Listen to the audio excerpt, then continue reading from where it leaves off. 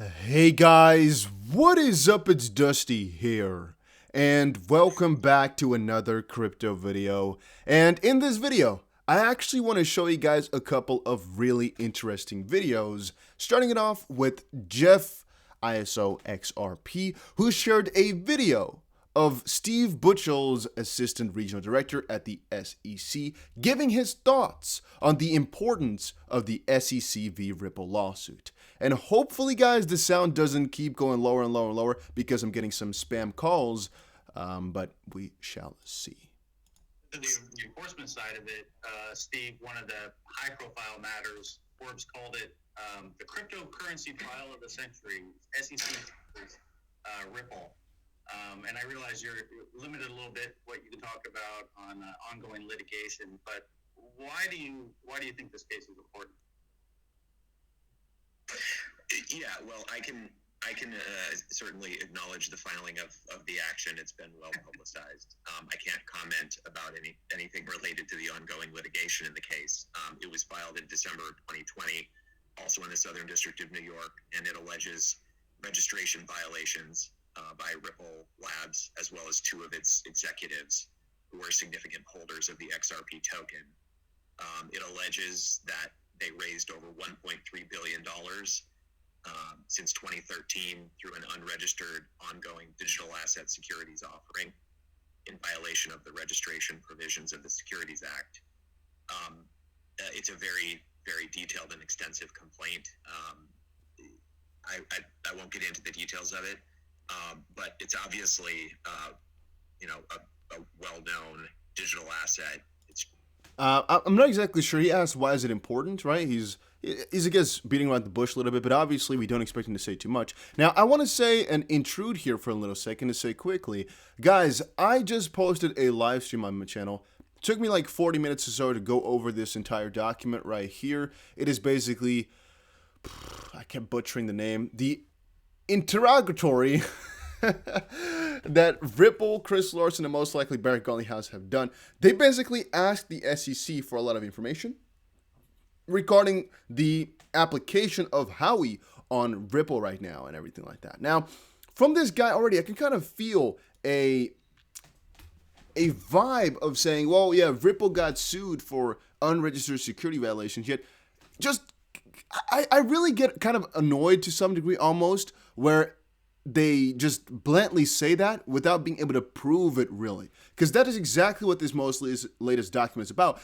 It really is not too much about being an unregistered security anymore. It's mostly about being marketed as one. Because guys, if you've read this through like I just did, you know that they are really trying to stay away from saying that XRP is actually a security itself, that XRP doesn't actually comply with Howey and whatnot. It's mostly just saying, oh no, that's irrelevant. Oh no, that's irrelevant. They're trying to stay away from that because they know they can't prove it properly. And so I think that SEC members should also assert it properly, saying, well, how they marketed it as one. If they're going to keep going on by saying Ripple sold unregistered securities, then back it up is what I would say. But that's just something I wanted to quickly intervene with because I see it so often and it kind of annoys me a little bit. Reading the most recent document, that is. Traded on a lot of platforms, has a large market cap. It's gotten a lot of attention. Our allegations are really founded in a very similar Howey analysis. We've gone back to that as the investment contract definition repeatedly. The litigated outcomes we've received so far have confirmed that approach.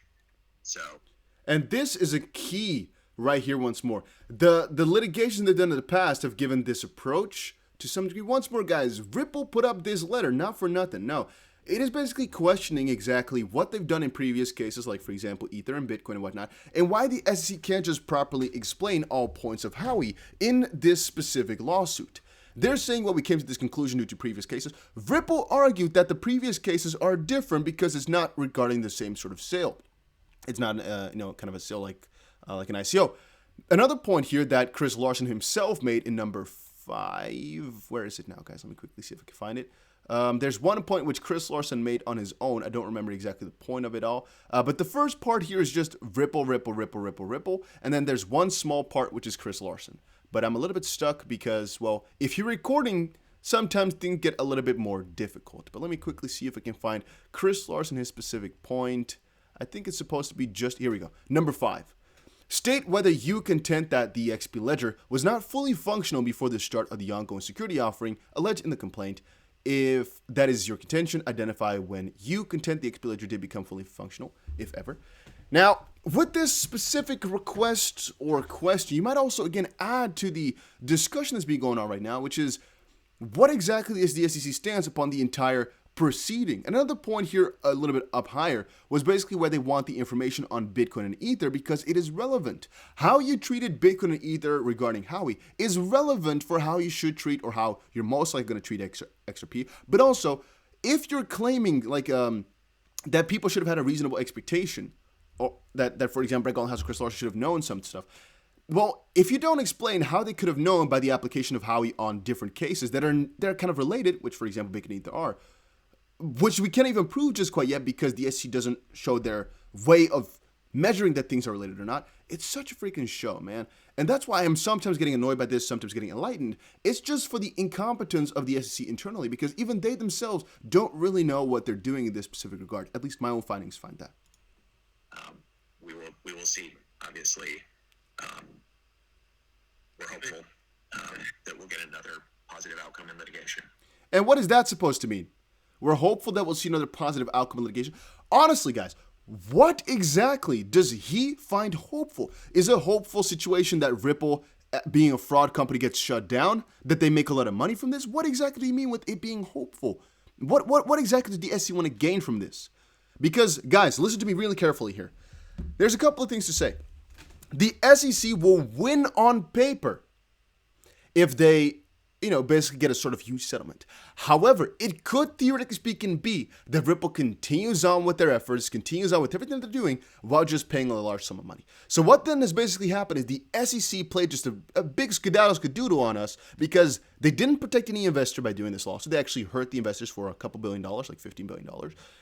They finessed the bag, they got a lot of money from it, and Ripple can continue on. What exactly are they proud of then? What did they do? Oh yeah, but they got some litigation money now. They won the loss. But what exactly is that good for anybody? Ripple getting the clarity is nice if a settlement would be there. But how exactly did they achieve anything then, if you were to ask me? Nothing, right? Nowhere. So XP Dave said, John said that for the SEC, it's winning. It's about winning, not getting the truth. Hopefully a positive outcome. And John also says here, the litigated outcomes we have received has confirmed that approach, which still. Gary Gensler has repeatedly said the SEC has yet to lose a case. The SEC is used to winning these cases, and that's why they act so arrogant when they do. Guys, it's so stupid in my opinion, man. It really is. By the way, guys, make sure you press that like button if you are enjoying these videos. I do my best to provide you guys with the best content, and here we have another one, which I found so interesting because of you might call it arrogance, you might just call it strangeness from within the SEC. I don't know exactly the best way to view it or call it, but let me quickly see if I can find in my list of tweets here, all right, here we go, I found it. So, SEC is vastly driving innovation out of the USA by lack of clarity in the crypto space. Wake up, SEC, and give clear guidance so we can follow the rules and everyone wins. So that's a video by Digital Asset Investor. It's about 2.5 minutes long. September 12th, 2019, Juan Suarez, Vice President, Deputy General Counsel at Coinbase, and Nancy Wojtas, former counsel to the chairman of the commission, SEC. Jeremy Hogan had a response saying her last statement is very sad. Why? We'll see in just a second. Let me open it up here. Let's listen to it. All right, there we go. We changed the space. I actually have a quick follow-up question to that, which is, what sort of obligation do you think regulators like the SEC have to us, to the ecosystem, to maybe draw brighter lines around some of this stuff? I think I heard you say that you think we benefited from some of the lack of clarity.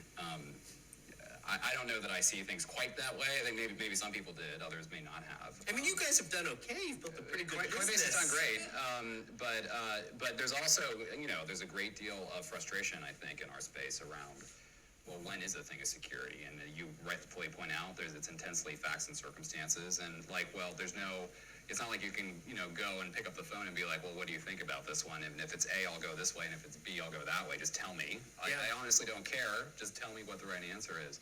At what point does the regulator have to, kind of affirmatively start to bring clarity to questions like that? Well, I can opine, but maybe Nancy can start as a former regulator at the SEC. Sure, yeah. There is no obligation. Right. What they've done is they are creating regulation by enforcement. And They have? Because think about it, guys. The SEC has two options. Rulemaking process. The SEC themselves cannot make rules. There's a process inside of that where they have to, basically put up a proposal and that can get denied or, basically approved or thumbed up. And there's a whole entire process for it. But that's not dive too far into it. They have the choice to do that. Or litigation, suing guys, make some money off of it, right? Now, she says already, they have no obligation to make it nice for you. They have no obligation to make it clear for you. They don't really have to. Right now, they're just going through litigation. So if you're doing something wrong, they'll let you know by sticking a foot up your ass. speech from Hinman which said, come to us and talk to us. Well, you know what? We had this conversation with the new crypto czar at the SEC, Valerie, and there's a panic. Thank you. I can never say her name. And so I asked her, I said, do you plan on issuing any policy guidelines for us? So I'm assuming she asked the crypto part of the SEC, like, are you going to get some guidance? I said, we can't be regulated by speeches and isolated enforcement actions. Another key part here, we can't be regulated by speeches. I'm assuming that part is referring to the fact that, for example, William Hinman and all those guys are, whenever they go and put up a speech, right, that actually serves as kind of advice for the markets, yet it's kind of not because, well, it's a personal thing. But if the SEC keeps putting up speeches like that, just like speeches, then you still get nowhere. I'm getting freaking frustrated drawing conclusions here because of the annoyance in what I'm hearing.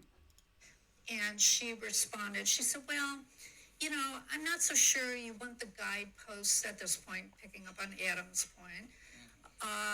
But maybe isolated issues, like custody of crypto, but we really want the technologists to come to us with a solution. We can't develop that.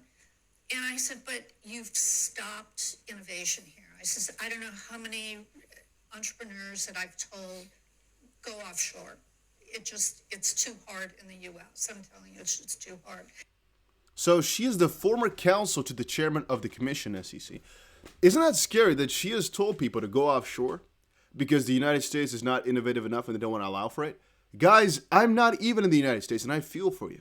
The fact that they're taking your freaking innovation rights away, basically. Again, I don't want to be too conspiratory in the sense that they're taking your rights away. No, but I'm literally talking about facts coming from the freaking SEC and parts around it. You can't make this stuff up. You really can't. They know, the SEC, what they're doing. They know they're not trying to make it good for you. They know it's going to take a whole lot of money and a whole lot of process. Oh, wait a second. What is this? Stay tuned for a special tweet from Mr. Beast.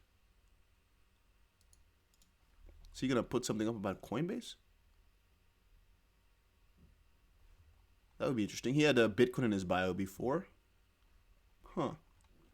What is that supposed to mean? Mr. Beast and Coinbase working together? Did he buy Coinbase? Oh, hey, wonder what Mr. Beast is up to these days. Coinbase sweepstakes. I have absolutely no idea what this is. I don't keep up with any of this type of stuff, but I guess it's just an advertisement again. I'm assuming. Whatever, guys. Whatever. Hey, we're also seeing an issue here a couple of days ago. Yesterday, also the 27th, from 1 p.m., whatever, Coinbase sent roughly 125,000 customers erroneous a notification that their 2FA settings had been changed, but most likely it was just fake. Huh. Okay, I just wanted to quickly see that. Okay.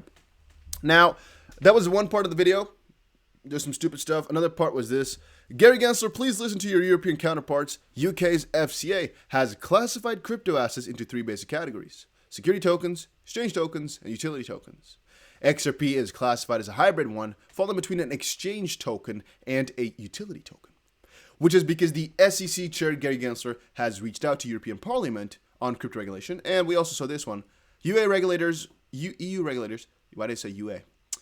Warns of high risk for market crash. To be honest, guys, in Europe right now is becoming more and more important in a really kind of rapid fire way. However, Europe, I guess, is a really different approach than the US because you have different entities here in Europe, right, that regulate specific parts. Now, UK, for example, it's not the entire part of Europe, right?